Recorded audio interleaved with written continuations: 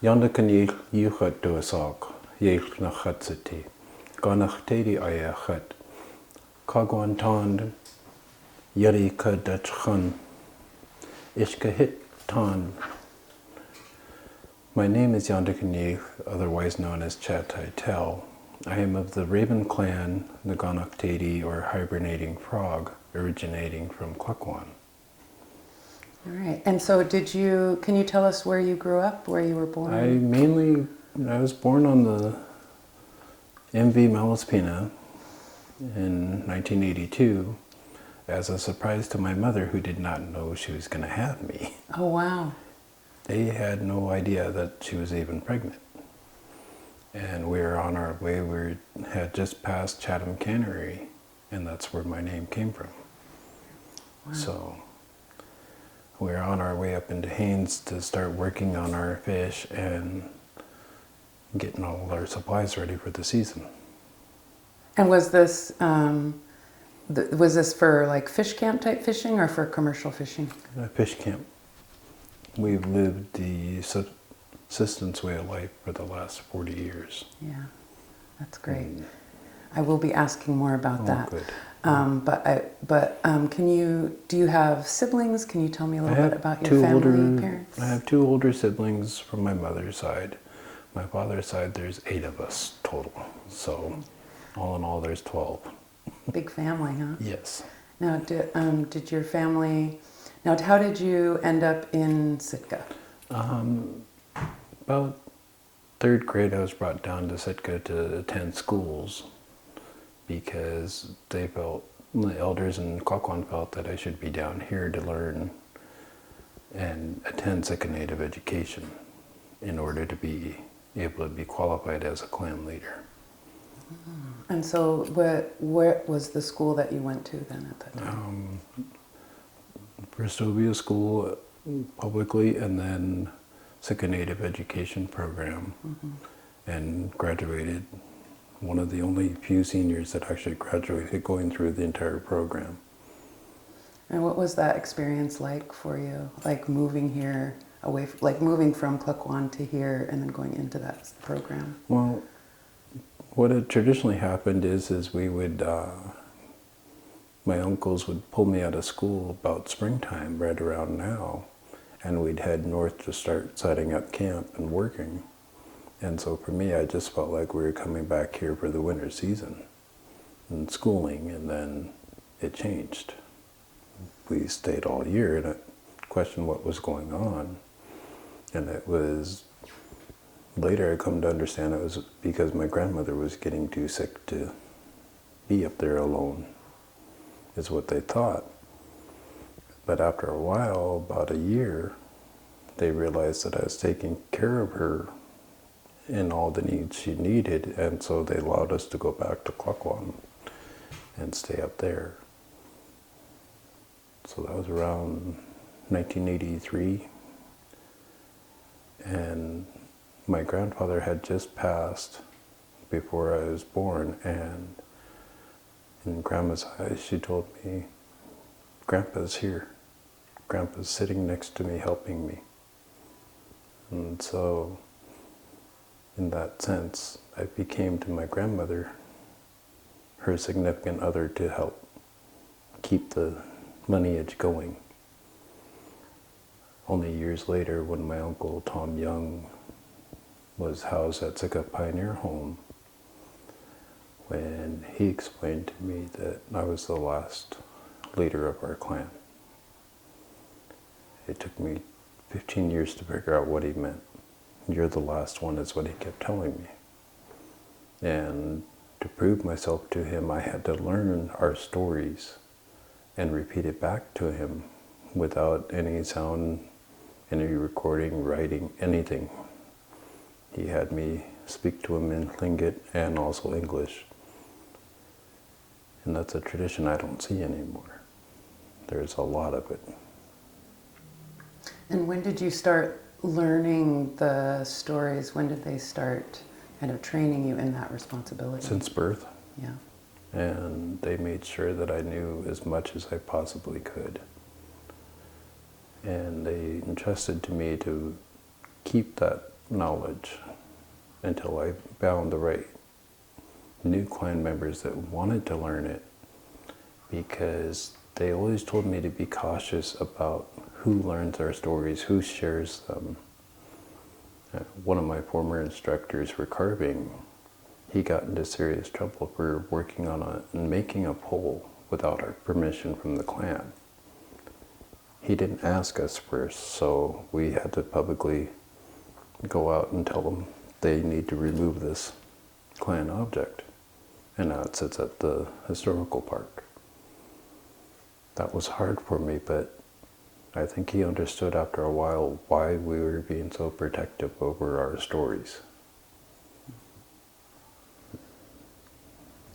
So do you have special memories of going to fish camps when you were a kid and subsistence? Yes. Anything that stands out to you that you could share with us? The biggest thing I loved to do was working on our fish and filleting and smoking. And my grandmother had taught me to make the smoke fire at nights and stay up with it. And I remember Grandpa Bear would be walking right next to me and my cousins as we just would walk down and work on our fish. Every once in a while, here you go, Grandpa, and just give him some fish, and we kept walking. I miss that. I miss having that mutual respect, because here in Sitka you don't see that. You see aggressive and hate is what I feel all the time when I'm out in the woods, which is quite scary. Mm-hmm. So do you still participate in subsistence activities? Yes, here in Sitka now. Mm-hmm. With my health anymore, I have to do it here. I can't travel back up to Klukwan and work as much, but if there's a special need, I'll go back up there if they need something to be righted or taken care of. So when you would go to your family fish camp when you were younger, how long would you folks stay out there? We'd be there from spring until late fall, and then we'd come back down here. And what was the camp? Can you describe the layout of the camp? Our camp was pretty nice. It was within the village of Klukwan, and my Uncle Harry's house was stationed between where our smokehouse and fish cleaning table was. And then our clan house, our tribe house, was right next to our trailer. But we grew up with having outhouses, dealing with the nettle. And a lot of the times I remember we were always working on fish to send out to family. That family just now called me this morning and asked, "Can you send us some? Give me a minute so I can get a hold of all of my fish." So. And what other stuff would you harvest or? Soap berries. We would gather a lot of soap berries from the region, mountain blueberries that are roughly the size of a 50-cent piece. I remember stories of my grandmother, her sister, and my aunts. They were all picking berries up on the mountain called Porcupine Mountain. And my grandmother tripped, and she spilled her bucket of berries. And as she was hollering for the kids to come help her, my aunt, her eldest daughter, instead of running up to help her mom, she went and she put her bucket down and caught most of her mother's berries and saved them that way. And she was very, very happy. So that was one of the memories I do remember growing up with. And who, excuse me, who all in your family, if you recall, would be at that fish camp? Everybody. Everybody? Everybody would. Mm-hmm. My brothers, mostly on my mother's side, would be there. We learned how to make hooligan oil. We learned how to do our soap berries and various. And I finally got one of the elders to take me out river hunting for seal. And after I brought the seal in and cleaned it, and started stretching the hide, my grandmother asked me, "Are you interested in learning how to sew?" And, yeah. And so she started teaching me how to sew the moccasins. And so I still have that same pair downstairs here. So in a way, I have a part of my grandmother for when my son is old enough and ready. Then I'll teach him what I know. So I can keep our lineage, at least our stories, alive. Because after me, there's specific instructions given to my oldest son on what he's to do, which is to go ahead and dismantle our tribe house. And during that same time, my body and all of my regalia will be burned traditionally, so that we can go on living in the spirit realm. So it's an old custom you don't see very often anymore. But it's the way our clan is going to die with our pride, because we don't want our items being used. I'm a caretaker for certain artifacts that I'd rather not end up in a museum. I'd rather see them burned where we can use them in the spirit world versus them sitting in a shelf somewhere. People asking about it and not knowing. And after I explained that to my late uncle, that was when he gave his approval that I was ready to become a leader. And growing up in Klukwan, we were very hard on our traditions. You had to stay within those protocols. When I moved to Sitka, I'd look around and wonder, what is the difference here? Why can I not fit in here? I was treated as an outsider and still am today, even by some of the local clans, until they finally understood that I was here because I was being trained. And now, since I can't maneuver back up into Haines Klukwan area, I take care of A&B Hall. So I'm curious about what was it about Sitka that they felt you were going to get here that you wouldn't be able to get in Klukwan? At that time, growing up, Sitka Native Education program was running in full force. And I learned the language, the arts, the dance, and I was able to learn to project my voice louder. In Haines and Klukwan, we didn't have anything established of that caliber that had gone against all the elders and said, this is how we keep our traditions alive. And so now, there's some contention, but they understand now why I'm down here. And it's hard. I mean, I told my other half I miss being home. Right now, the hooligans are starting to run. So, hearing that eagle call every day, it reminds me of hearing that growing up. One of the other fond memories I have of Klukwan is I wake up out of the trailer and look outside and there's a moose across the river. So there's our dinner for the entire village. And everybody, what? Yeah, you'd understand if you grew up in that time. And having all your elders always around so you can ask questions. And I remember one of them, after I graduated high school here, one of my elders from Klukwan came down on a medevac flight. And she wouldn't speak English to the crew. She would speak Tlingit. I happened to be working that day, and I translated what was going on with her. And they looked at me, how do you understand her? This is the training that I speak of, is so I can at least translate what they're saying with somebody they feel safe with talking to. And I kind of miss seeing that anymore. You know, we've lost Dastiel, we've lost quite a few other elders. We're always kind of holding our breath to hear if something would happen to Herman. He's our last elder that we all cherished very highly. I remember his brother Albert Davis, and what he had taught me about being a leader is to be humble in the face of the public and to speak to your clan members when it's a private conversation.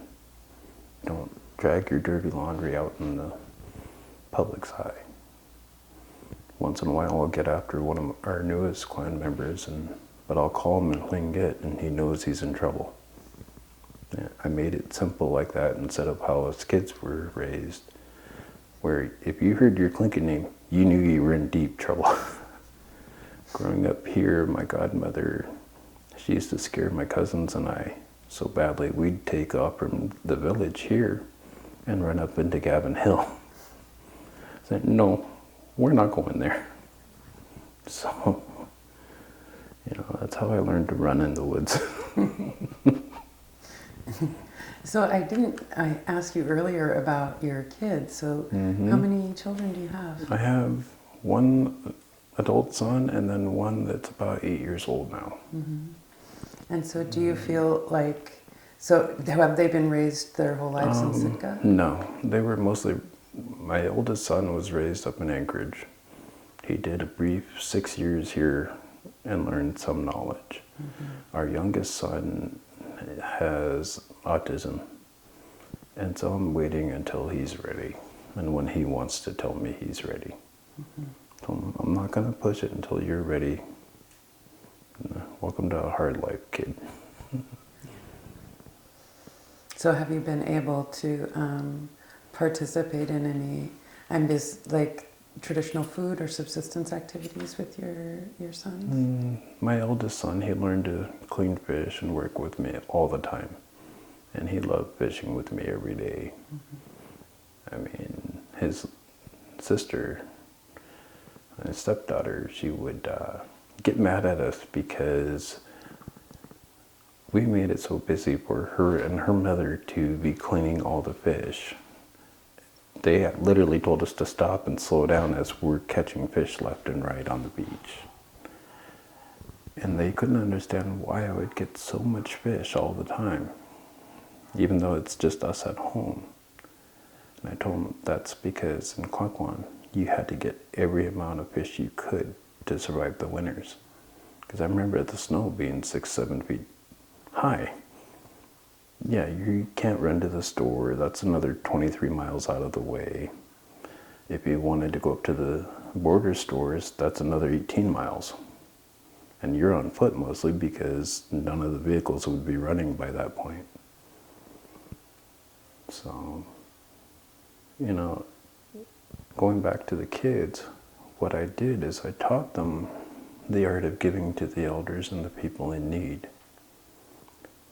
Oh, we need to pay you. You put that money away. This is for you.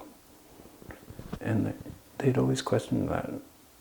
One of my aunts still, to this day, questions me all the time. Why are you so giving? Why are you like my father-in-law? In the sense that her husband was Kagwantan and a child of Ganakdidi. And we were all raised to give the excess that we don't use. And so firewood, fish, whatever she needs, here you go. Don't worry about it. She still comes around to ask me, nephew, you spoiled me. Supposed to. And so that was that something that you were taught when you were in Klukwan? In Klukwan, yes. Mm-hmm. And taught how to provide for everybody. And even to this day, with certain deaths in the family, because we were raised Orthodox. And so, out of respect for the family members that died, I still limit myself on what foods we eat according to the old traditions, and it shocks my other half. And you have to realize these were pounded into us as kids. So I can't change that even if I wanted to. So can you describe and if you can't, Mm-hmm. you can always say no to anything that we Yeah. ask. But can you describe some of those like food prohibitions? No seafood after 40 days after death. And then if there was a subsequent death within that same clan, then it extends to a year in order to keep that clan safe as well as your own. And so when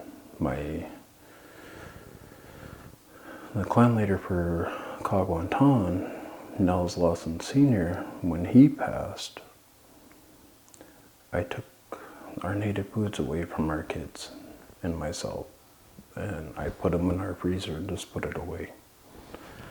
And for 5 years during the pandemic and such, we never touched that food. I wouldn't allow it because of how those traditions were brought in. And when they finally had his party, I called the kids and I said, now you can have your native foods. Now it's okay. And they both were really happy, and then they realized why I had said no. They finally started understanding, because we did raise both my eldest son and his sister. We did bring them to St. Michael's Church to learn what those traditions are and why. So they'd see in their own mind why what they would call me as uncle would be so strict with them, that this is how I was raised. To be the tough uncle that nobody likes. So, it's a hard life, but a lot of people just don't understand that, there's certain reasons I can do things and I can't because of the training. Because a lot of the training my grandmother did with me was the cold water training, to handle the cold, to handle whatever's coming at us. My legs are so strong. When I was in high school, one of the instructors, how much can you really press? And I asked him, well, what's the point of you asking me that? Why do you want to know? And it challenged his thinking. And he realized, I'm not trying to show off my strength. And there, when he finally realized how much weight I could push, he was very, very surprised. Because he said, you just look like a chubby native kid. It doesn't seem like you have this kind of power to move things. And that's because of the training we went through as kids. And a lot of it had to do with, my grandmother would tell me, there's this log laying on the beach. And she told me, go move that. Move it over so I can get the crab underneath. First few times I couldn't do it, and I told her that. Get busy now. And so finally, after a while, I learned to use my own anger to move whatever I needed to move. And so as I grew up and got stronger, Grandma started having a hard time finding logs for me to move. She'd try and find the biggest ones, and she was surprised because I'd just push them out of the way. And how the heck you do that? You taught me how to move things if needed to be moved. Because in Klukwan, it was only us. My uncles were either out working, my brothers were probably out fishing somewhere. So, and I remember one day we were trying to go into town, and my grandmother's truck died on the side of the road. No cell phones then. Grandma was worried about what she was going to do, how she was going to fix it. I walked over to the side of the curb, opened up the truck, and I hit the battery 3 times with a rock. And sure enough, right after that, that truck started and we got home that night. My grandmother looked at me. Grandpa must really be in you, because only he would do the same thing. Because back in the early 1920s, they owned a cab company in Haines to Klukwan. they would charge $2.50 a ride. And I guess the same thing happened. And Grandpa did the same exact thing, and Grandpa, he is here. And my mother and my aunts and one uncle had told me, you remind us a lot of our dad. I never knew how to respond to that until after they had passed and it was too late. And then I saw what they were talking about. That was hard. So can you describe, you had talked about the cold training, the cold water training. Yeah. Well, can you describe that? For us, our cold water training is in Chilkoot Lake near Haines. And it's glacial fed, so it's about 30 degrees year round. Grandma would have me go and sit in there until I'd stop shivering. And then to come out, her brothers would switch me, but not with hemlock like everybody else. They would switch me with devil's club, with the thorns, to make me stronger to handle anything going on. And so my back for the first few years was very, very tender. But then as I built my resistance to it and learned about the medicines and learned what devil's club can do in the elders' ways with Austin Hammond, Charlie Jimmy Sr., that they weren't doing it to punish me. They were trying to make me strong enough to handle anything around. After that, I relaxed and sitting and talking with the older uncles. Why am I being beaten? What did I do wrong to deserve this? Was my frame of mind until they sat me down and told me why they were training me the old way, the way they had been taught when they were kids. After that, then I realized, and so I was able to handle that cold weather. And, you know, nowadays people scoff at me and say, no, you weren't trained that way, you couldn't have been. You weren't around. Nobody was around when they taught me this style. I wanted to raise my kids this way, that knowing what would have happened, and I decided against it. And so I know my kids still look at me, Dad, how can you go out and just pick a devil's club up? It's in there. To me, I don't peel the thorns anymore. I grew that leather for that reason.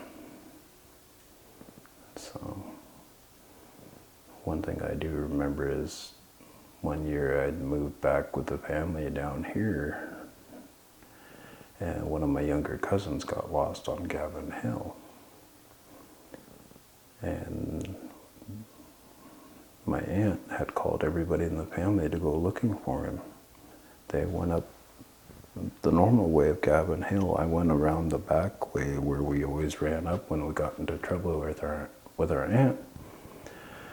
And I found him curled up by a log and covered him and got him feeling a little bit better, because I had found out he had ran up there thinking he can hunt like the rest of us, not knowing we had to fast, we had to get our minds right to do so.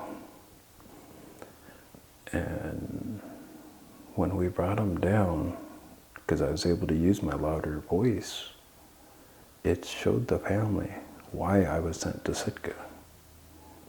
The elders in Klukwan knew that something down the line was going to happen where my loud voice would come in handy for the people down here. Because at that time, a lot of us were moving to Sitka because there was more work during that time with the pulp mill. Tourism was just starting, and the cannery was still open. And so they figured to move me down here to learn those traits as well. And you said that was 1983? Well, no, I was born in 82, but this is around 93, 96 area. So in that time frame, the 83 reference is what my grandmother had taught me in what she had spoke about in Tlingit to me. But I didn't understand it until 1993, going through the Sitka Native Ed. And then I was able to piece together what she had told me and told me how to survive in the woods on my own. And she had set that up with my uncle to see if I can do it.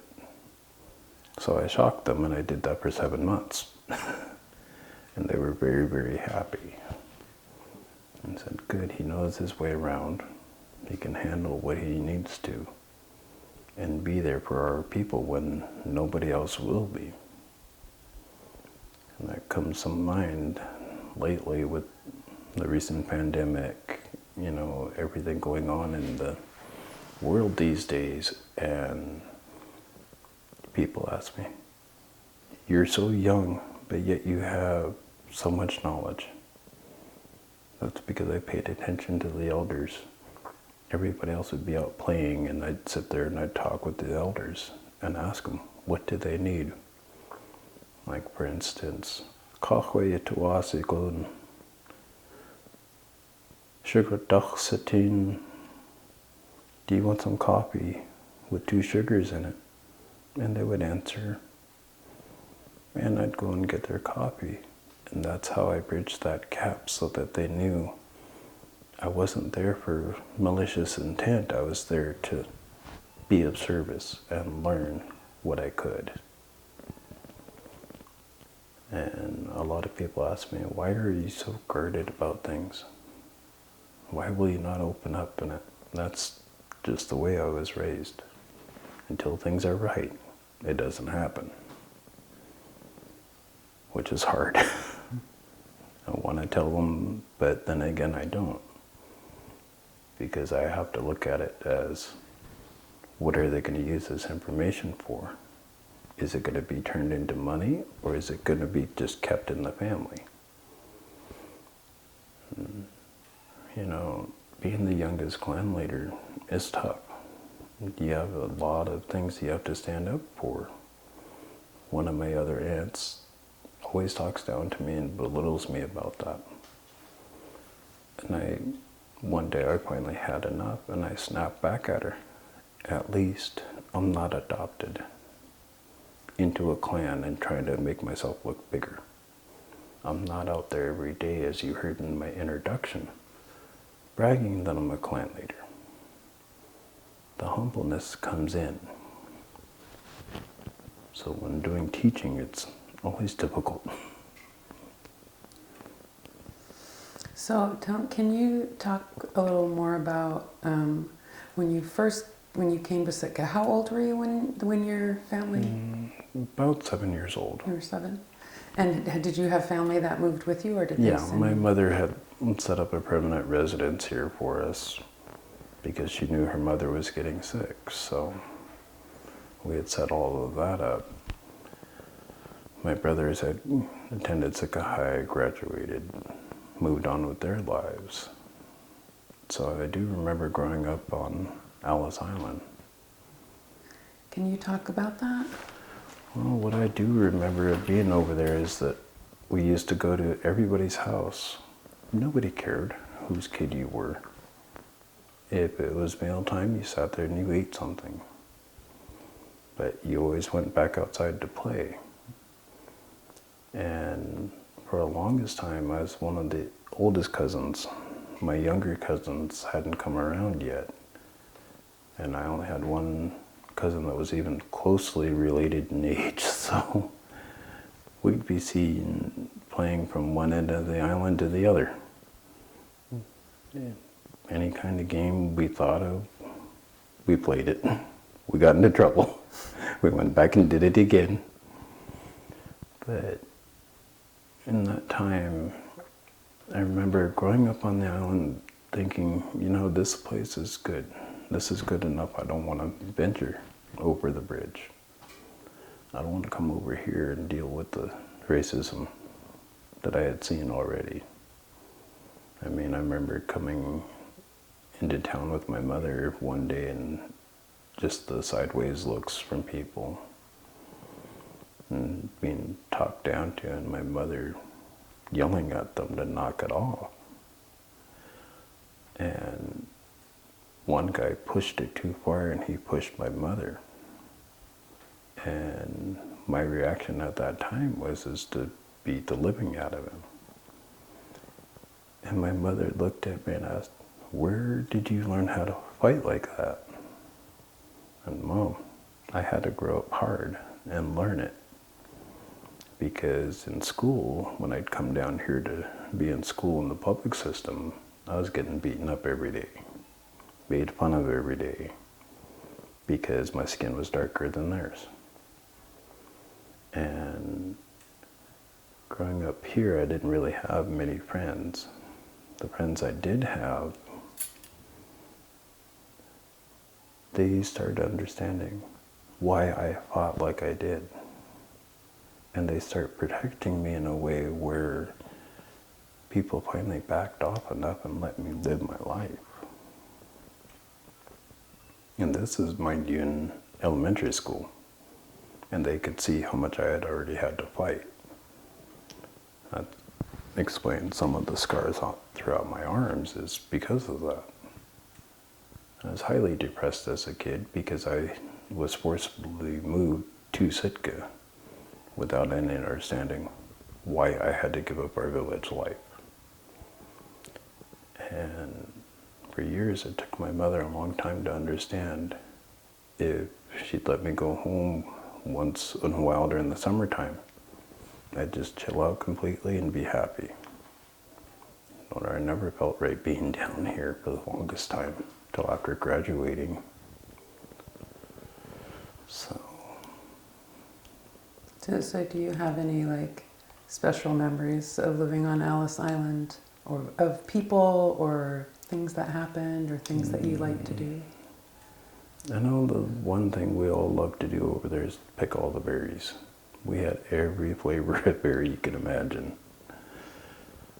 And then I remember at one point my mother had a rose bush she had just finally paid off, gotten in front of our house.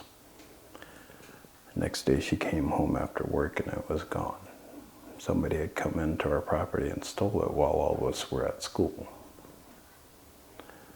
And I have fond memories of the school over there on Ellis Island. Because instead of having to go across the bridge and go to school, we all just stayed on the island. So we knew everybody, we knew we were all safe. And being the eldest cousin at that time, all the younger ones came to me and asked me, well, what do we do? One of the fond memories I have is when one of the uncles took me down to Sailing Cove and he taught me how to dip net for herring. It was still relevant in the early 90s. You could still do that. Every once in a while I'd take the kids over nowadays and to see if there's any herring there. And that was hard to see, that there was nothing there. But during the summertime, I know we spent a lot of time near the Coast Guard base picking berries. And that's where I found out there was red sea ribbon there. My grandmother's ultimate favorite seaweed. And so one day I got some, brought it home. My cousins and I, we sat there and dried it all. And the next day was my grandmother's birthday. And we all went and gave it to her. And she asked all of us kids, where did you guys get this from? And we showed her, and she said, there hasn't been sea ribbon growing there in 50 years. How did you guys find it? Being kids, we didn't know any better, so we went kind of off the point of the tarmac, and there was sea ribbons there. And that made her quite happy, but kind of looked at us and told us, no, you guys don't go back there, okay? Yeah. So, but growing up over there, you know, you'd think the planes would bother you coming in at all hours in the morning. We knew what time it was every time a flight came in or took off. And our biggest fun time over there was the fact that we could play out until even after the lights came on. It was when the last plane of the night came in that we all finally went home, went to bed. So that was one of my favorite times. And sometimes when I would spend my summers here.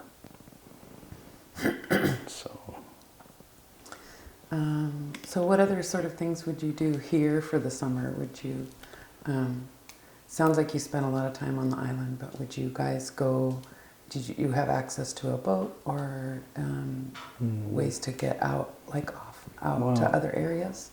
Not really. Around 1994, I believe it was, we were kicked off the island. The entire island was actually kicked out, and we all had to move to different places.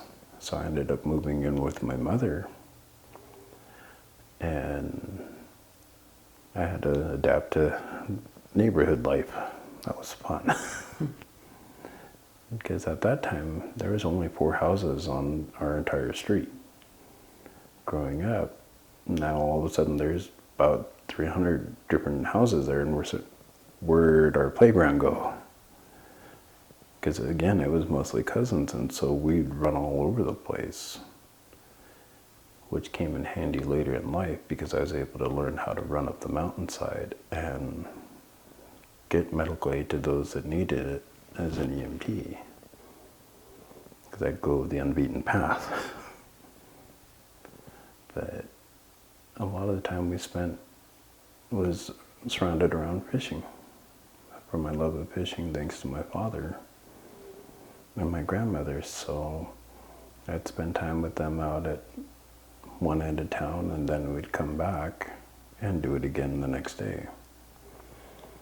And one of the times I was out with my mother, we were out fishing Stargavan Bay, and a young cub had walked down right beside the car because she was sitting inside. It was raining out. And so she wanted to stay inside and stay warm. And she calls me on my cell phone telling me there's a bear. There's a bear coming by you. It went down your path. My mother didn't know I had switched and gone around the bay and was getting fish across the bay. And as I came back to see if she's okay, because she's just about hyperventilating, she looks over and she says, "That bear is following you." So I reached in my bag and handed that bear a fish, and she, "Where did you learn that?" After I gave it its fish, it walked away. And she came back, we came back into town, and she told my grandmother, and she said, "What do you expect? He grew up in the village." So around that time, I had moved in with one of the uncles for a while to help teach his son about our ways. And we lived down Catlyon Street. And, you know, being kids, we all of us kids got into trouble here at A&B Hall for being underneath the building. One of the elders said, "Well, the next time you come here, you're going to be attending a meeting here to see what goes on." And that was my introduction to A&B and ANS. How old were you? Maybe 7. And so I've been here since then. Wow. And learning how to take care of this building and getting everything back up to date in the way the elders had it set up for us at Sitka Native Ed. And being a Gujaheen dancer, you know, that's a high honor. But being a member of New Clan since I was 3 years old, which is what the Gujaheen students went to after graduation, it puts things in a little different perspective. And people ask me, "Well, why are you a part of the 3 main groups of Sitka? in one sense, with the Klukwan I'm honoring my in-laws and my father's side of the family. And then with New Clan, I'm honoring the knowledge that they passed on to me and why I was brought down to Sitka to learn these things. And so in my mind, I think about sitting up here in this room we're in now and doing beadwork, because that's what it was used for. This room was Yes. used for beading? Yes, this whole area here was used for beading. Across the way we did our language drumming classes, and down in the main hall we would do our dance practices.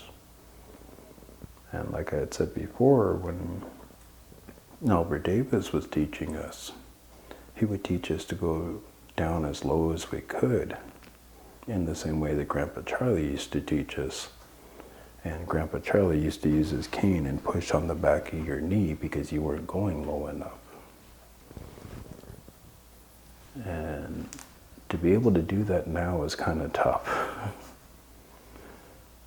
I mean, if there was, say, like, I don't want it to happen, but if it does with Herman, I would drag out my regalia and dance in his honor, in the way we were taught. And over the years, our young people are not learning the traditional way that we learned. Everything's being changed so that they're learning how to make it comfortable for themselves, which doesn't really sit right with any of us. Because like I had said, in my class, there was only 2 of us that had actually made it all the way to senior year and graduated, which was hard in its own, because there was a peer none of us would. But I have a beaded frog that one of my instructors made for me to graduate with. She made it as a little wall hanging, and I looked at that and I asked her if it's okay if I cut this off of here. She said, yeah, sure, go ahead. And now every day she sees it when I wear my vest. And on my vest it has that frog on the back, so people know which kind of frog I am. I told her, to me it's like how they told us. This is our identity card. In Austin's speech in 1980. And I do remember Grandpa Austin very, very fondly. Because he explained to me some of the Klukwan stories that were pertinent to my clan, so I knew what bounds I can't cross. So it takes a lot to remember when people ask me, oh, you know this story, you need to tell it to us. And even my own opposites have asked me to do that before, and I looked at them. I can't do that until you turn off your equipment. And I'm not disobeying my uncles. Even though they're long gone, it still hits in my mind not to do that. And they get upset at me for it. And I told them, well, this is the way it has to be. And some of the clan had realized why I was being selective. And they backed off. And whenever I'm stuck in a situation that, say, I can't figure out what to do for the clan, I'll go to our closest relative, who is a speaker and leader of the Deshitan clan. I'll pick his mind until we figure out what we can do to solve the issue. Because around 2001 or so, I had a series of multiple strokes, and I've forgotten some of the history. But every once in a while it does come flooding back. And I'll try and write it down, but even then my training kicks in and I can't write it. So it gets to be hard. Have you been able to, is there someone that you've been able to train in this history? No, not yet. Because following my late uncle's words, I was the last one to be trained in this style. But that also means I'm also the last leader of our clan. And yes, the rest of the clan will continue on, but our clan house and whatnot will go away. That was their wishes. And they knew I'd see to it that those wishes are followed. And when I instructed my son what to do, we were just sitting down having coffee. And he looked at me, "Dad, why do you speak of death like this?" And I told him, you have to understand, being raised in the A&B, ANS, I've dealt with so many funerals over the last 30 years that, I got used to death every day. And it's sad. To the point to where our local funeral home knows me by first name basis. And I'm one of the ones usually called for any services needed, whether it be grave digging, night watch, opening the hall doors. So I spend roughly 90% of my time down here unless it's fishing season. It's the only time I take off. So it's tough. So it sounds like you had a lot of important sort of informal educators in your life. Yeah. And looking back and realizing how much ANS has grown, and to see the changes that have happened now versus what has happened beforehand, it does make it somewhat different, I would say, to see these offices being used for other things than what we used them for when I was growing up. And one of my former instructors yesterday were talking about it, where we used to have display cases in the hall. And so I've been working lately to get display cases back so we could show what A&B used to stand for, ANS used to stand for, which was our dedication to our people's kids' sports. Let's say basketball, because the hall used to be used for that as well. They used to have their own team here. And knowing the history of this building has helped me greatly in understanding and working with different organizations to keep this place floating. I've been a Grand Sergeant now for 5 years within the Alaska Native Brotherhood, currently serving as the first Vice President of A&B. So I'm here pretty much 24/7. My other half is here with me most of the time as our second vice and secretary.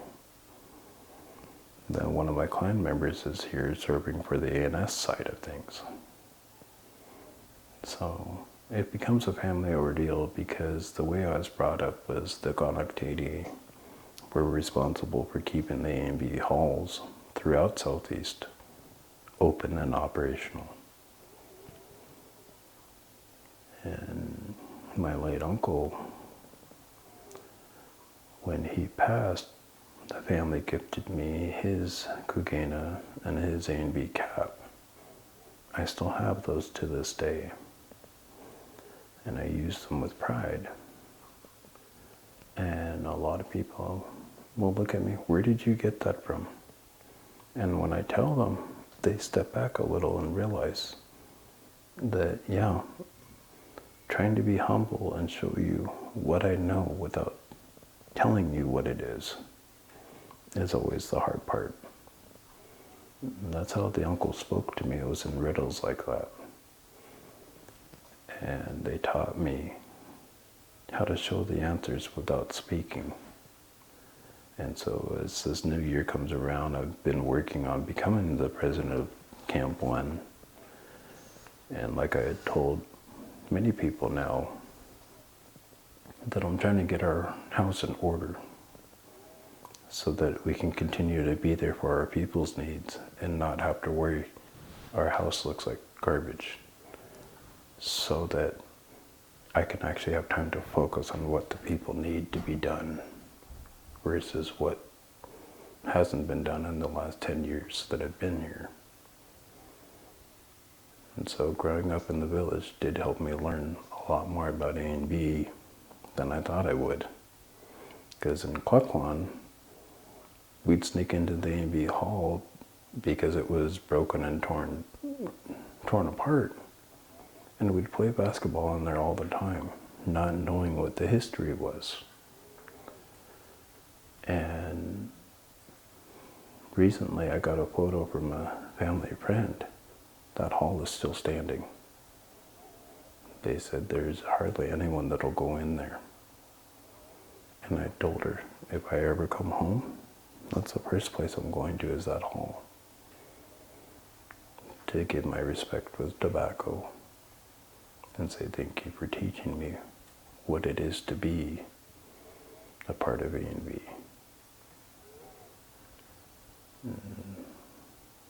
So if you could, what does being a part of A&B mean for you? For me, it's a lifelong dedication of support and services to anyone that needs the help. The same with our traditional ways of sharing food and knowledge. It comes the same way as sharing a part of A&B, to be there for, say, a family in grief or in celebrating lives. You know, we just recently had my godmother's 80th birthday party down here. She had no idea we had it planned anything at all. And that was nice to have one fun night finally, instead of all the funerals we've had down here lately. And helping the clans, you know, when celebration comes around every 2 years, I persuaded our current administration to open our hall doors for them and not to charge rent. They didn't want to listen and do it that way, but they finally gave in. This last Elizabeth Bradovich Day,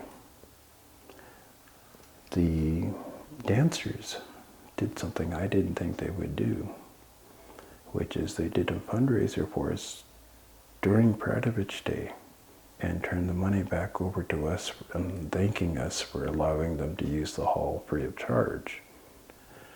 And so the way I was brought up in the culture is showing, because there's an even trade-off on both sides. And even though we were struggling, and they finally agreed with me to let them use it, now they're getting payback in the off years. And I told them, I'm going to set it up that if a dance group needs a place to practice, to have a meeting, I'll be here to open the door. If not, I will have one of our sergeants down here to open immediately. For 35 years, I've been the sergeant at arms of A&B. So I sat around listening to a lot of our elders, just hiding in the back corner, not really speaking anything unless called upon. And so in that way, I knew I had the right knowledge to succeed as a president and vice president and as a grand sergeant. Because one of the elders in, 2014 took me to the Yakutat for our convention there. And he said, I want you to run for Grand Sergeant because you're well trained and well versed in the politics. And I have a feeling you can do this. And so with his backing, I ran, was voted in unanimously because I could speak the language and understand and talk back to them in the language. And later, at another grand meeting, one of the elders wanted to reintroduce me again for Grand Sergeant. And he did so, but when he introduced me, he told them, he is a clan leader now. And after that, a lot of the elders, because there was another person running, he's been here doing the work. This other person has been sitting there doing nothing. Who do you want? And they chose me unanimously again. And they said, that's because I will sit there and do whatever is asked, whatever is needed. And, you know, attending to those needs is a full-time job. But then to attend to different meetings and learn about what else is going on in the world, it makes it a difference in what happens in the local camps. Because now our local camps look to me for answers on what they can and can't do. Which is fine, but half the time they forget to ask. So it gets to be fun after a while. So when you, besides the A and B hall, like when you think about like the waterfront or being in this area in Sitka, what comes to mind for you? Mainly working on the boats, because one of the late uncles that approved of me being a clan leader would take me out on his boat to fish with him. Was this commercial fishing or? Commercial. And so, yes, I did learn that lifestyle, but I was never comfortable with it. Didn't sit right.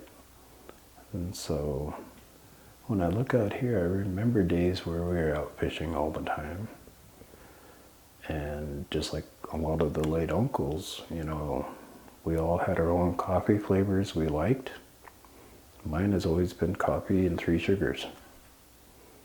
And so that was my nickname on the radio. Coffee with 3 sugars? Yeah, because I'd be running the skip half the time.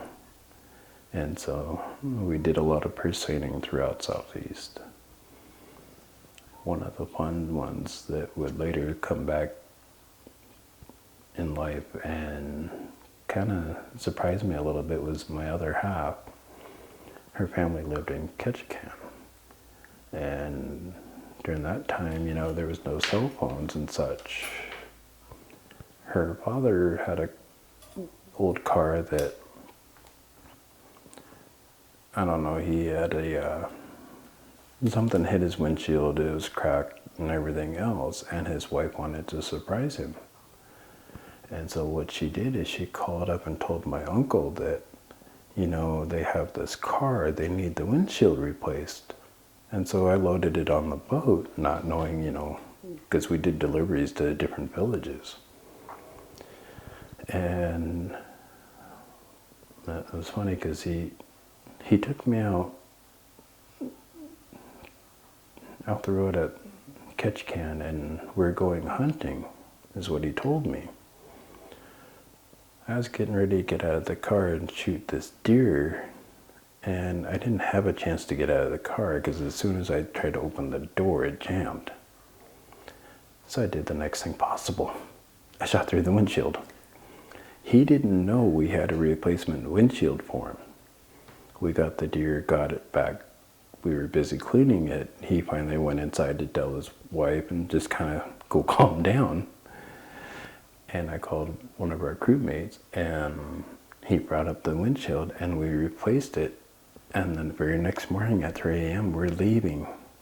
He doesn't know anything about it. He was coming back out to trying to assess what had happened, what needed to be done. And he gets outside, and he just looks at the car, and he can't believe his eyes because there's a new windshield there. How did they do that? And then later, when I told that story back to him, word for word, yeah, okay, you're the right person to be with her.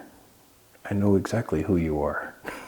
And so that was an easy win for me. But unbeknownst to both of us, we had a son in the meantime during this. because I graduated in '01, and we had met in Seward for a party, because I was going to culinary arts training at that time. Well, 19 years later, she comes down here and she tells me, guess what? Here's your eldest son. Oh, I didn't know this. So, and that was quite interesting, because when he came to me, he wasn't sure. You know, he's had time to grow up and learn things. He wasn't sure, okay, who are you? Are you my dad? And so when I take him out training, I'd leave him alone in a secluded spot in the woods. He never knew how far away I was. And I'd watch and see what he'd do.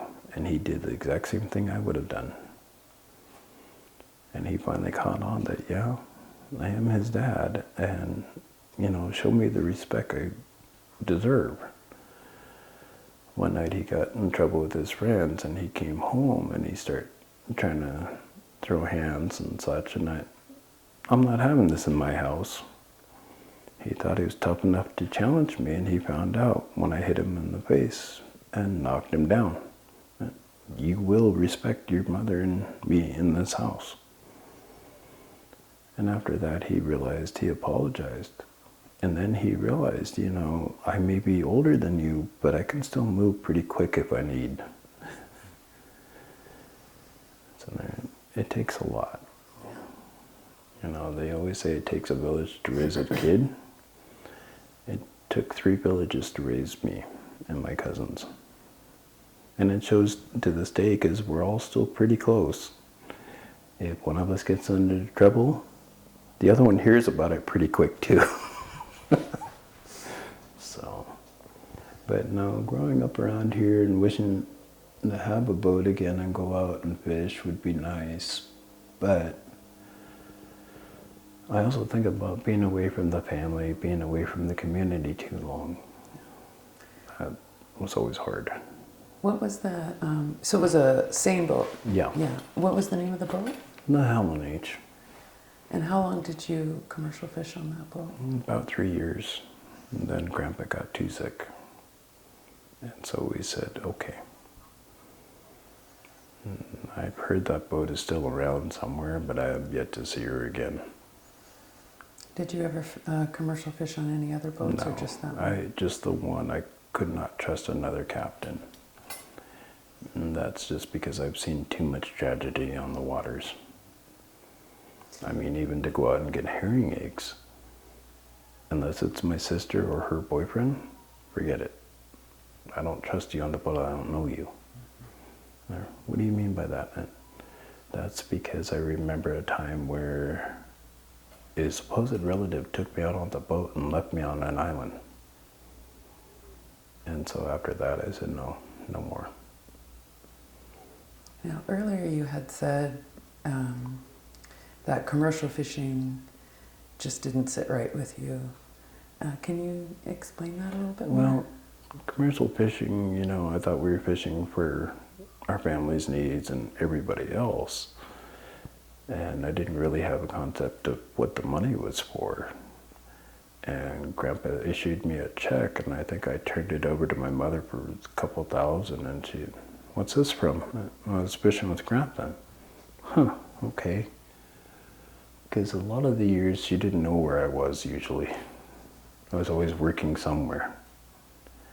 But seeing that, in my mind, is going to waste, because not every part of the fish was used. And so for me, that never sat right. You know, we were taught traditionally how to use every part of the fish.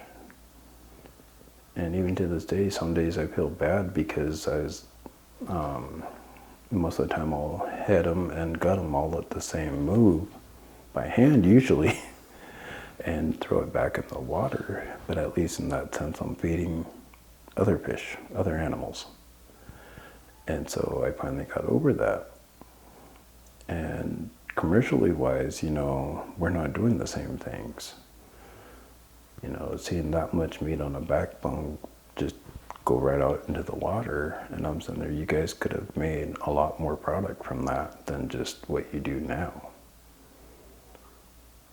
And that's one of the reasons why I quit commercial fishing.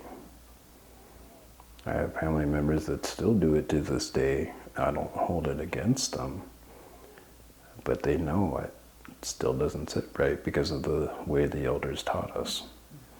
So it's tough. So when you commercial fished, was it mostly salmon fishing, or was there other? Were you involved in other fisheries? We did a little bit of salmon and a little bit of halibut, but not very much. It was mainly 3 years, 3 trips out, and that was it. And, you know, just learning, okay, this is another job opportunity I had. But then my love for culinary arts kicked in. And so had been working at Search Mount Edgecombe when it was still Search. And I was training to be a cook there. And the department head at the time felt strongly that I could actually attend school up north, and so I went north with her guidance. And I think I survived about 3/4 of the schooling before I had a massive stroke in 2001 that ended my culinary career. But at least I had attained the level of a prep cook before then. And so since that day, you know, I very rarely do a lot of kitchen work. I'm mostly doing wood carving, metal engraving. But every once in a while I get to show off and show what I know, as my counterpart in A&S learned. The way he butchers a poor salmon versus what we're taught to do on the boats, what I've done my whole life. And I looked at him no. I came over here, picked up my knives, and showed him exactly how to set it up, clean it, get it ready. And he's looking, how did you do that so flawlessly? Years and years of practice. Because the commercial fishing, Grandpa always had me working on the fish. He'd never let me touch the nets. He'd always have me grab the fish off the net. And so I learned how to do that specifically. And, you know, in a way I thank Grandpa for that, because it taught me to be quick at getting our fish set up off the side, but it also taught me to stay away from the nets where you could get mangled even quicker. Did you? Oh, I'm sorry if I interrupted you. Go ahead. One time we went north up towards Juneau. Grandpa stopped the boat right in front of where I was born. And he said, this is exactly where you're from. And I looked across and I saw the lighthouse there. And I saw a bear come out on one side and a raven on the other. And he told me, that's your family coming to greet you. Okay. So when you go, and this is what he was telling me, is when you go, these same two will come to get you. And don't be afraid. And so I've been carrying that around with me. And there's days we're out picking berries and such, fishing. And I see both come at me and I tell them, I'm not ready yet. And they both leave. So I have that connection. You know, and it scares me. They're waiting for me to say I'm ready. I'm not ready yet. Why does that scare you? After the stroke in '01, it scared me because they were not sure I was going to wake up. I was in a coma for 6 months. It happened in October. I woke up in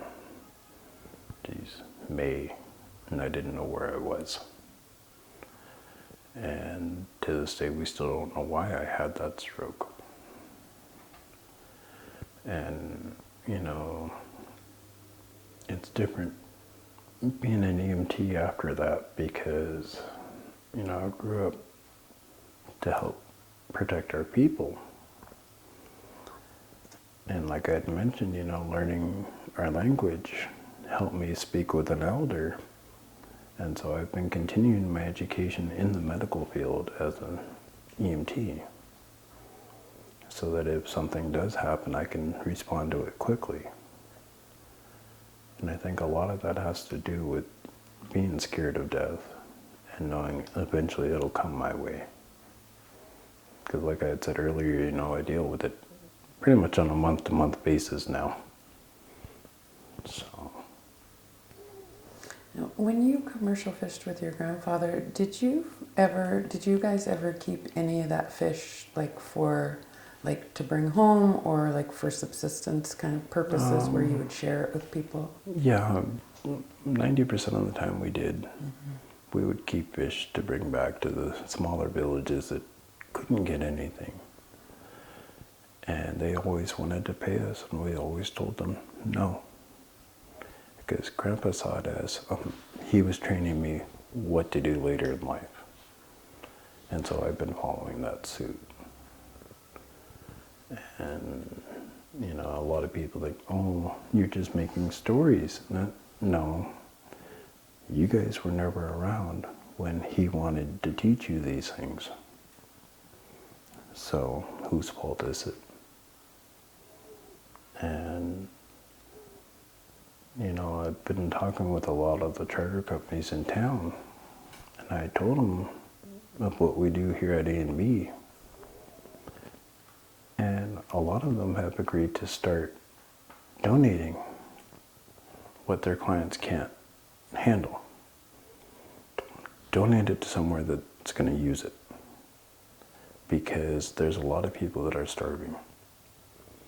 During their pandemic days, everybody was starving. And I had a lot of people then call me and ask me, can you send us fish? Can you send us herring eggs? Yeah, sure.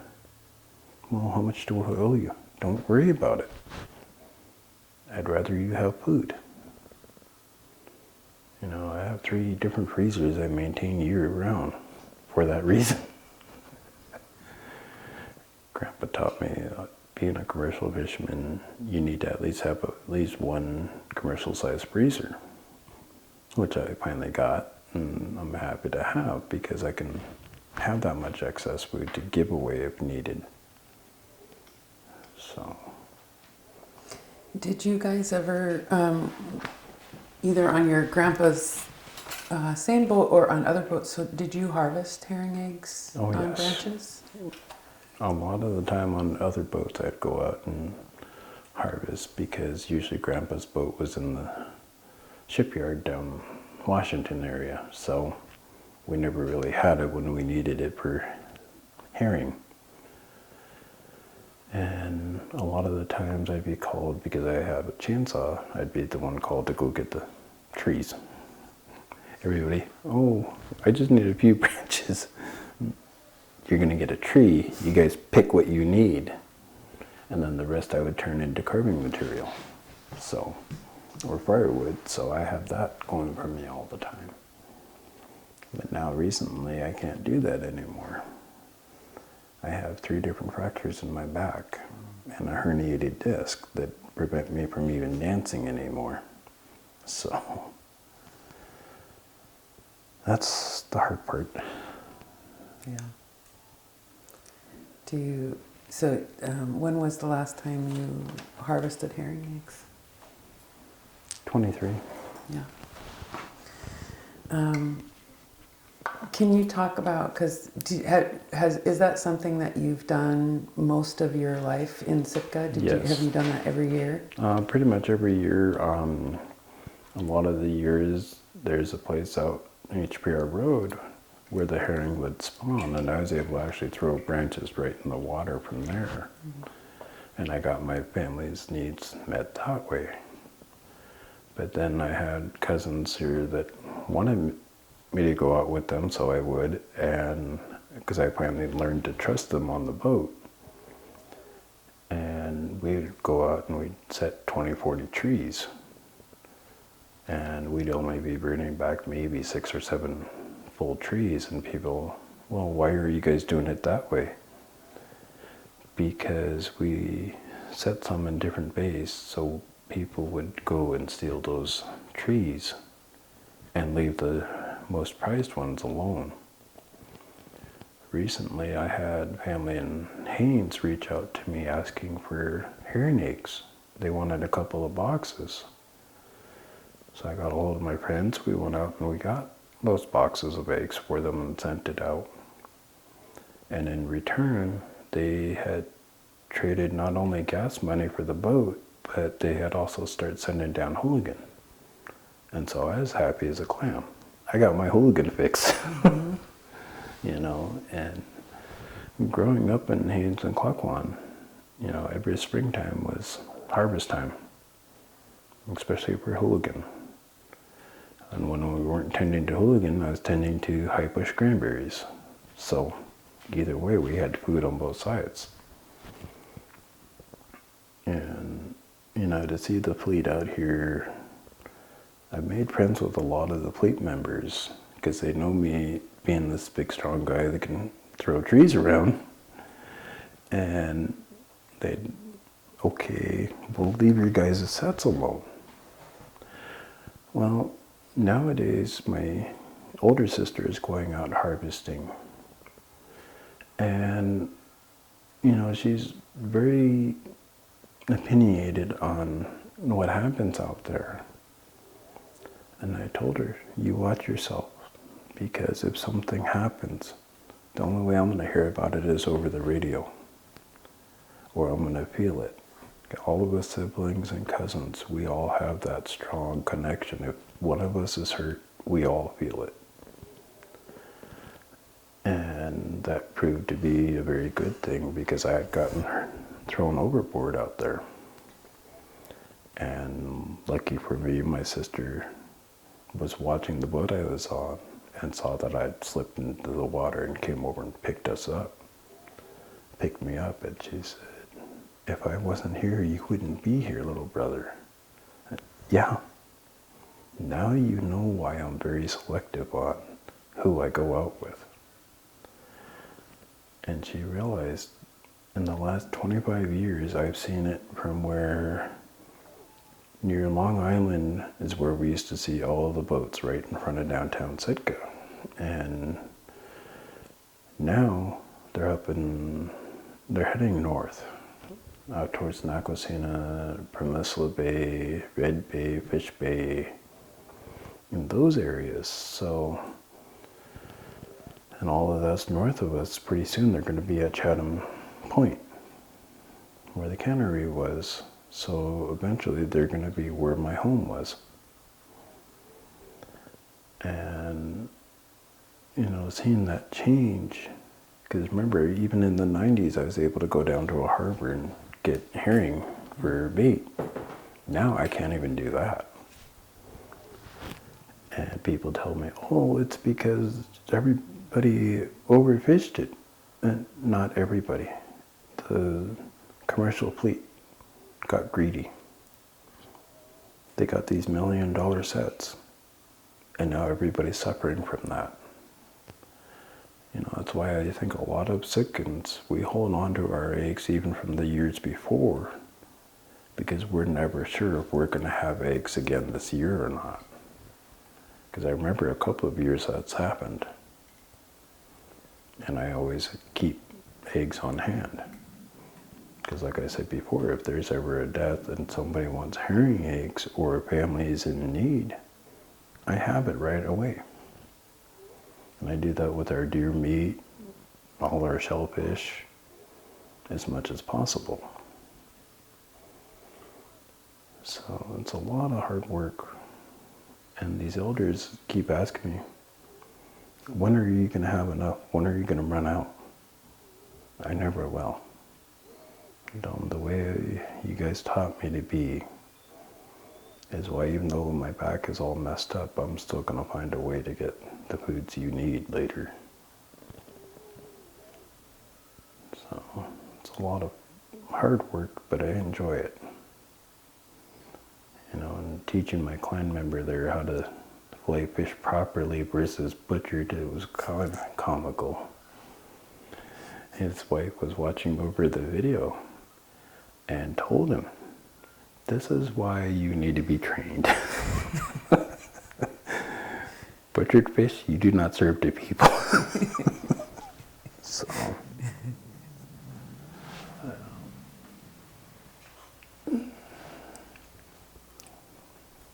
So is there any other, you've talked about like sharing how important that is for who you are.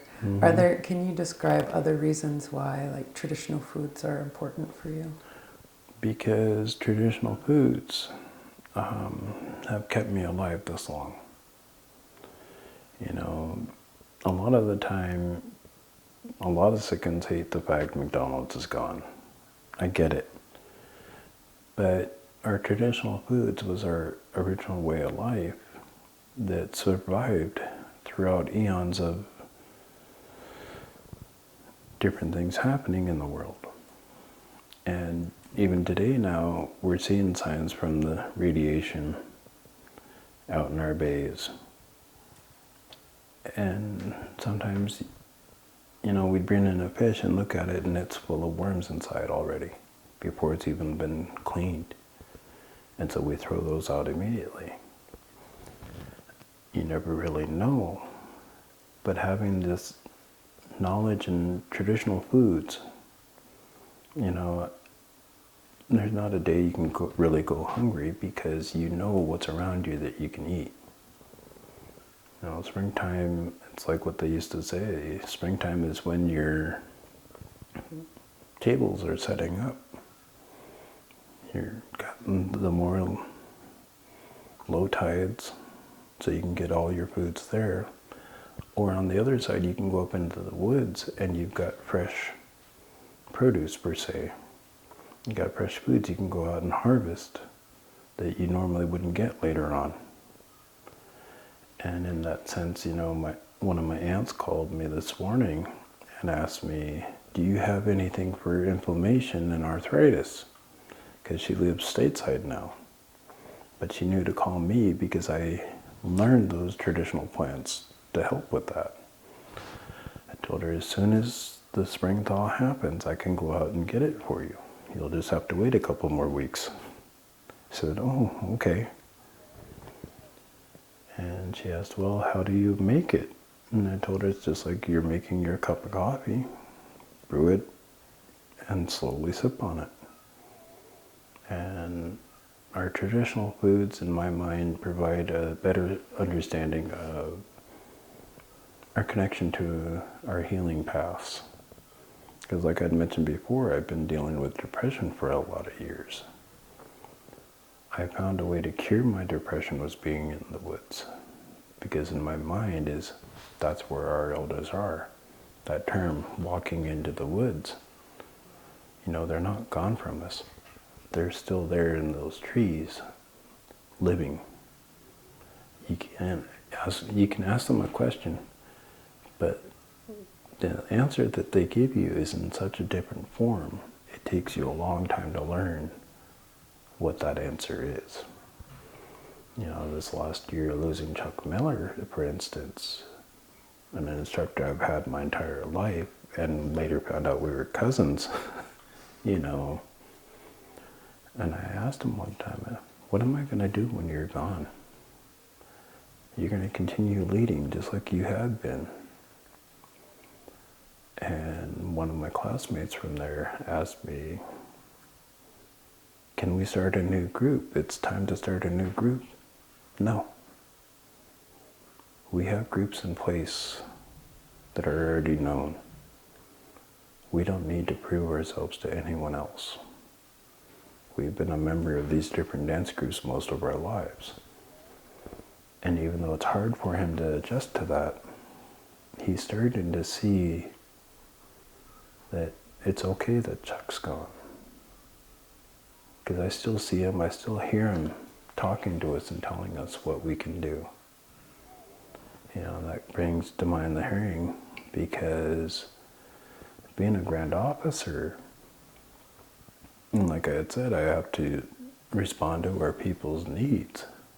I asked the Herring Protectors, a local organization here, to help come together with the ANS and write a resolution for me to send to Grand Camp so that we can get legislation moving now before they go into session to stop or even limit the commercial fisheries.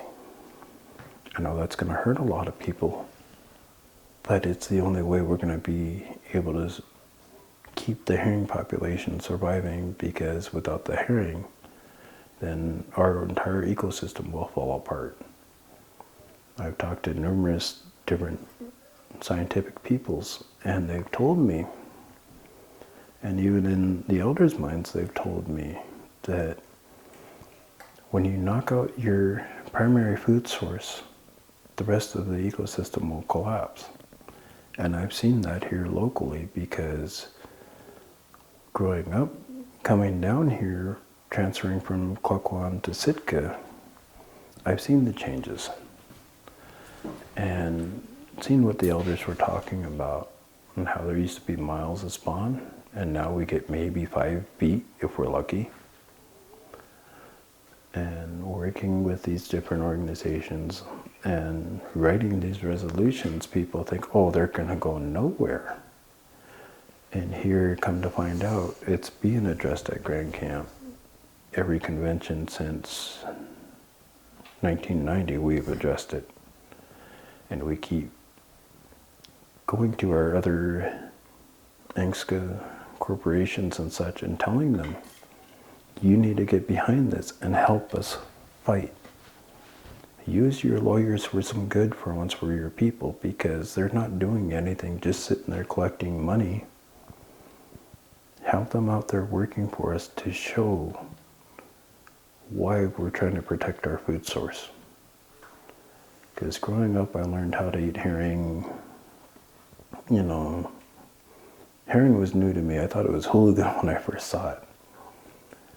And so learning that the differences there, but then I learned to love eating herring when I was down here all the time. So much so that my puppy dog, of all things, actually started learning to eat herring raw.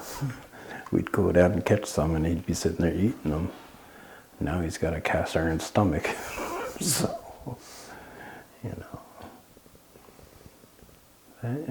it's a big fight, and can't wait for it to keep going. Yeah. So, how do you think, from when you came to Sitka as a kid until now, how do you think life here has changed as far as like social life or food or work or subsistence? Pretty much all of that you've asked about has changed significantly. But safety around the island has been a big change. Before living on the island, we could run around anywhere and be safe. We tried that around here and we got picked on, bullied. I mean, even nowadays, how many natives do you see walking downtown Sitka, let alone sitting out there? But during the summertime, it's even more scarce. The people go into hiding. And a lot of that has to do with our fear of not only what legends were taught to us, that, the white raven would come back one day, which is a Kikseti story that I can't really tell, but I know enough that, that kind of mindset was a reason for protecting what you know and what you love. And so much so that, I know of families that will carry a pistol or a handgun on them through town because of the racism that's still felt today. I grew up with it in the school district here. I mean, I remember at one point I was going to a private Christian academy, straight A student. They no longer had a course available for me to take to graduate, so I ended up going to middle school, and I had 3 educators from Sitka Native Ed help to show that I wasn't a dumb native. And they got into verbal fights with the school district because they wanted to fail me and make me stay longer in the system. And so, yeah, I do know the racism is there. My niece, she'll call me once in a while, Uncle, they're starting again. They want to fight me. And I told her, just walk away. And if they attack you in downtown, you call me as soon as you can. And, you know, the work here is hard because you have to scrape to get whatever you can. You know, I've worked for an establishment here for 9 years under the table just because I didn't want them to have to pay more taxes because they hired a native. Because I know that would happen. And in that sense, though, that helps me when, say I have an emergency, I have to fly out immediately. My bosses will literally get my account number and put money into the account for me. And I usually work it off about a year later. But you know, it's to have that kind of trust. And both owners are really good friends of mine. And they realize, you know, normally everybody's expected to go to work every single day. For me, on the other hand, it's as needed basis. And a lot of the times, you know, my coworker, he needs the help to lift things. I have no problem with it usually. And I told him, you know, this next year you're going to have to find somebody to replace you because I'm going to be more involved with the politics. He doesn't like that idea, but he understands why. Because he grew up in a native household even though he's mostly Caucasian. So, I don't know, growing up here I see the racism around every day. And I know there's not much we can really say about it anymore, except for the fact on Brotherhood Day, you know, everybody in the town came together. What we thought was going to be a quick 15-minute parade turned into about an hour long. You know, that's surprising to me every year. And it shows that, yeah, the word is still out there. Now, politically speaking, I've been attacked numerous times on social media platforms about speaking out about the racism. Recently, I was attacked about it, and people actually start backing me up and saying, no, he's right. He sees what all natives have to deal with, not just Southeast.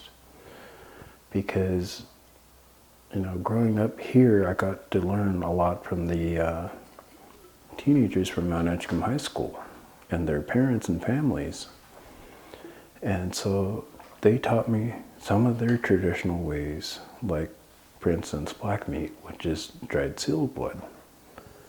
Found out I actually like it a lot, you know, and once in a while I'll get a hold of a friend that has some. I have energy for 3 days after that. Mm-hmm. So again, it's traditional knowledge, traditional foods. So maybe somewhere in my past, my family's had that knowledge. How would I grow to like this certain thing that most people don't even care for, you know? But growing up here, I learned a lot of people love hearing eggs on kelp. And so I perfected how to get that for them. On one of my uncle's boats, we'd go out in the skiff to get heron eggs. But instead of cutting the kelp off, he taught me how to use a gardening tool and just skim the eggs off. And that way we had kelp for the next year. I miss doing that with him. It was a lot of fun. Mainly because, you know, being born at sea during rough weather, I didn't mind the rough weather on a 13-footer. He always found that interesting. I could always handle it. Yeah. You know, so a lot of people have a lot of status mind and such that they have this high-ranking ability, but they don't use it to help others. I see a lot of that lately, and I told them, yes, I'm a Grand Sergeant. Whoop-de-doo. I'm still working every single day to provide for anyone that needs food or needs a place, for instance, to store some of their stuff if they have to move quickly. I see a lot of domestic violence in this town. And it scares me when my youngest cousin, she would call me and tell me she's been out drinking. And that was always the trigger for her. She'd drink every single chance she got. At my godmother's 80th party, she showed up for the first time in 20 years sober. She's on the road to recovery, and I told her, normally right now I'd be kicking you out of here because you're under the influence. So would the whole family. How does it feel to be at a function with the family and be a part of us finally? And I think that changed her mindset and made her realize this is why after I graduated and such, I drank for 7 years straight and I put it away. That bottle still sits on my window shelf at home, but I have yet to touch it and it's still full. A constant reminder of what the elders told me. You have a choice in life. You can open that bottle and continue to open it the rest of your life, or you can keep it staying there and see what else you can do with your life. And so I've chosen the latter, and it's helped me stay here. Because again, that thought of death had crept into my mind, and I decided no. I didn't want to go that path. I wanted to stick around for my kids. So, it's a lot.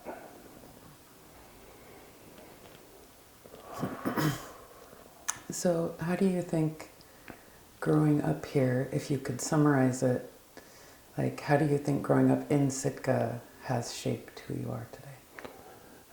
It's provided me with a lot of tough challenges in order to be able to survive here, not knowing that my grandparents' teachings would one day become my own.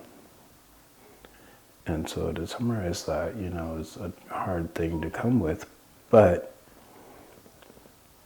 it's shaped in how humble I needed to be. And to show that,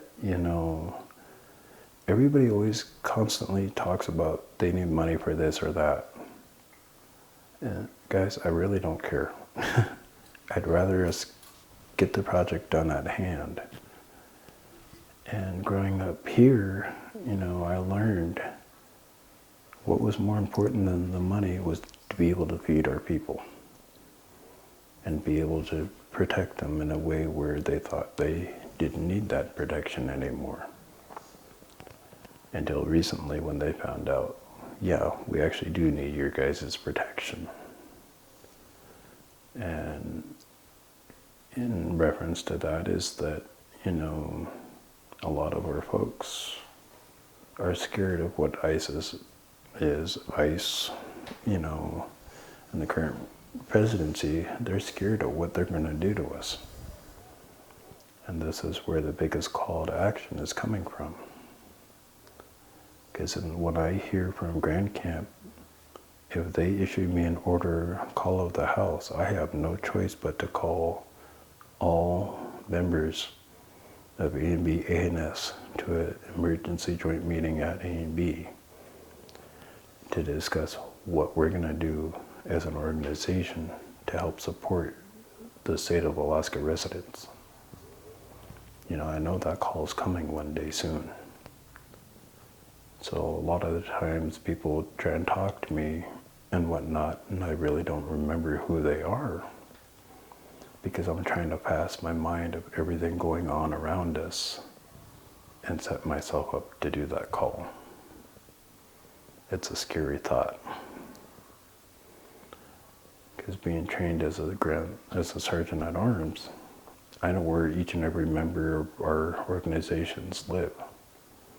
And I will be compelled to go down there with the rest of our new sergeants to have them come down here for an emergency meeting.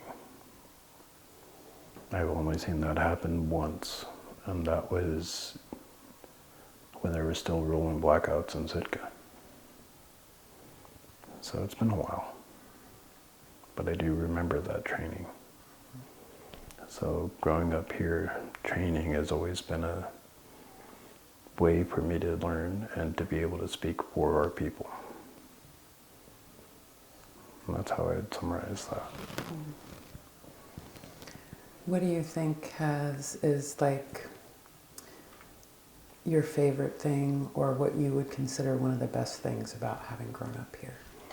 My favorite thing about here is, being so close to the water. I've always loved being around the water, and getting to know my father's side of the family is one of my most favorite things, and knowing my father and who he was before he passed. So between that and having my family here, when we all originated in Klukwan, where I first met them and knew who they were, and then seeing them in a different light down here, those are the two things I hold on to. Everybody has comments about being stuck on this rock. Well, being stuck on this rock just means you're staying in one place. You're not moving like you're supposed to. During the summer, spring, fall, I'm out everywhere as much as I can be. And staying in one place is just too detrimental to one's own training. So a lot of things have taught me how to handle it. It's tough. Yeah. Becca, before I ask the last question, is there anything that you wanted to, some questions you wanted to ask? No, this is great. You got all the great stuff. Okay, well, we usually finish the interview with giving you an opportunity, because I've been prompting you. Is there anything that you wanted to talk about that I didn't ask about, or anything you wanted to share that I didn't ask about?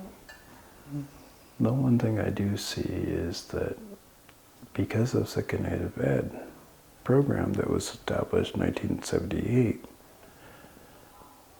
you don't think of it much, but because of that program, because of the knowledge that Charlie had, that our kids needed to learn the traditional way wasn't going to work anymore in the white man's world. So he went and he talked with the elders. But what he did after that truly astonished everybody, which was he had the kids perform for them at the 1980 convention, I believe it was. The elders at the time thought the kids spoke Tlingit. My brothers were a part of that group. The elders started coming up to them, asking them questions in Tlingit, and they all had to turn to Charlie. What do I do? Thinking like along those lines. What is your thoughts about, what does Sitka Native Ed mean to people from, like you said, Metlakatla and other regions? We've given an example of how you can teach our young. We've given that information out for the last 50 years. What we want to see now is more people coming back to the culture. That's what I'd love to see, is more people coming back. Yeah. I miss a lot of my friends that used to dance all the time. Nowadays, I know most of them can't. Mm-hmm. Most of us have hurt our backs in some form.